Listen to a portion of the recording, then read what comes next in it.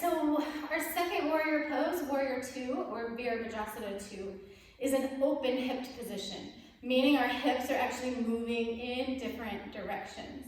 So we're also going to step into this pose from Tadasana. There are lots of ways you can get in and out, but being that this is a foundational course, you'll most likely be teaching beginning students, and this would be the best way, just simply stepping in and out of poses and not worrying about a flow necessarily in between. So starting from Tadasana, we're going to take the biggest step we can back with that left foot. And then for this one, we're going to line up the heel of the front foot with the arch of the back foot and open the hips to the long edge of the mat. So now I'm going to stack the front knee over the ankle, make sure that knee is bent. And I'm going to work towards opening up both of my hips. So my thighs are rotating out and away from one another, pulling the belly in and tucking the tailbone under just slightly. So then looking down, making sure that I can see at least 3 or 4 toes. You don't want that front knee caving in. Open the arms out into a T, and then look out over the right middle finger. So the most common misalignments you'll see here is shoulders shrugged or hands linked. Again, warrior pose, lots of action. You may see that front knee cave in. I see this an awful lot. Encourage them to open it up. You can even bring your hand over and help open for them. And then the biggest one is surfing. So I call it surfing when the torso starts to lean over. This is more of a side angle pose, which we're going to do in just a minute. You want to align yourself and align your students such that there's a line straight through the top of your head out between your legs.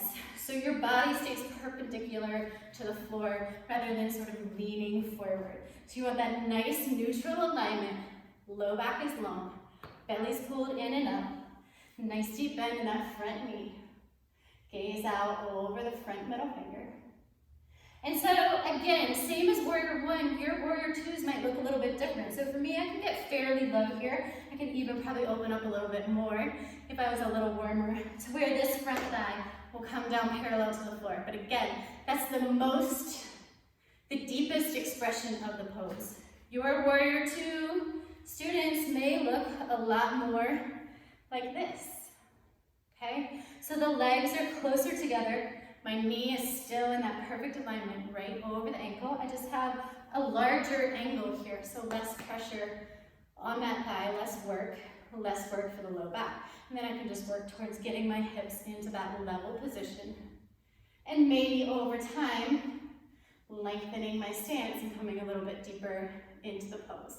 So all of the warrior poses, particularly Warrior I and Warrior II, are great for building strength and stamina in the body, for increasing positive energy, for finding personal power and confidence.